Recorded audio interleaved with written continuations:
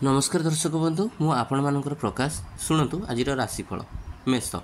चंचल प्रकृतिर हो पारती आकस्मिक भाव धनलाभ हो पारे लटेरी उठाण फल आपण सपक्ष जापे तंत्र मंत्रादि गुप्त विद्या प्रति आग्रही हेबे व्यवसाय लाभजनक हेब वृष उदार स्वभाव हो पारती दान धर्म को आदर नेबे सुखी हेबे व्यक्तित्व विकसित हेब स्वास्थ्य और निरामय जीवन यापन करिपारती कृषि कर्मकारी हेबे जल प्रति आदर प्रेमी और बुद्धिमान हेबे मिथुन दीर्घ दिन आशा पूरण हेब मनोबल दृढ़ आस्तिक स्वभाव हो पारती मधुरभाषी हेबे थंडा कफरे आक्रांत हो पारती प्रेमी और साहसी हेबे भातृभाव अतुट रहिब कर्कट विद्यार्थी प्रगतिशील हेबे भाग्यशाली हो पारती विशिष्ट व्यक्ति भावे निजर परिचय सृष्टि करिवे मधुरभाषी सहनशील शांतिप्रिय और उदार विद्याप्रेमी हो पारती व्यवसाय लाभजनक हेब सिंह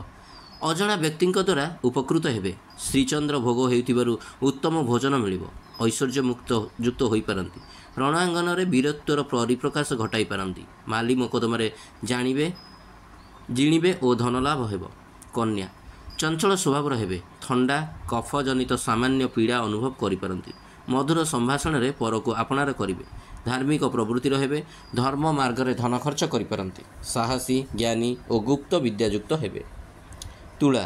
मूल्यवान द्रव्य लाभ हो पारे सुस्थ और निरामय जीवन यापन करिवे यशस्वी हेबे लोकप्रियता अर्जन करिवे चंचल प्रकृतिर हो पारती सरकारी स्तर में सम्मानित हेबार सूचना मिलुछि बिछा श्रम सार्थक हेब कूल दीपक हो पारती मन प्रसन्न रहिब सुस्थ रहिबे दयालु स्वभाव हो पारती व्यवसाय लाभजनक हेब यश अर्जन करिपारती परिवार प्रति स्नेह सदिच्छा भाव रहिब धनु परोपकारी हेबे भाग्यशाली हो पारती भोगविलास समय बिताई पारती सुख समृद्धिपूर्ण जीवन यापन करिवे धर्मात्मा प्रवास प्रिय विद्वान साहसी और संपत्तिवान हेबे तारुण रूप से अधिकारी हेबे मकर कृतकर्मर फल भोग करिपारती घातचंद्र और अष्टम चंद्र एकत्र भोग होइतिबारु प्रति पादपातरे सतर्कता लोड़ा स्वाभिमानी हेबे शारीरिक दुर्बलता अनुभव करिपारती जुग्म व्यवसाय लाभजनक हेब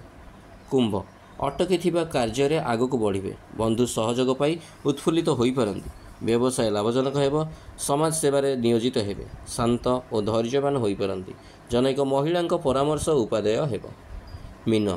जेकोसी मते कार्य हासिल करिपारती शत्रु उपरे कड़ा नजर रखिबाकू पड़िबो भाई मानक प्रति स्नेहभाव रहिबो सुस्थ और निरामय रहिबे शक्तिमान हेबे शत्रु हंता होई पारती चाकरी क्षेत्र में सुनाम अर्जन करिवे जय जगन्नाथ।